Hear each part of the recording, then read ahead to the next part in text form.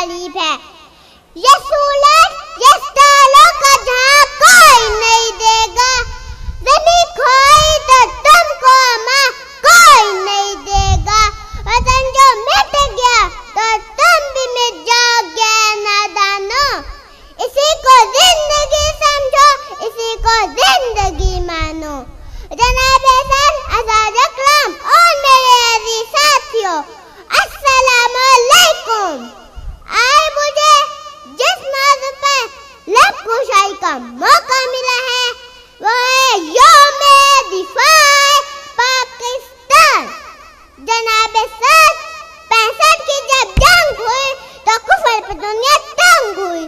जब मेरा पुराने दुश्मन टैंक और तोपों की फौज लेकर रात को हमला करने आया तो ये नहीं जानता था कि मेरे मुल्क के मुहाफिज, मेरी मिल्लत के रखवाले रातों को जाग जाग कर अपने मुल्क की हिफाजत करते हैं।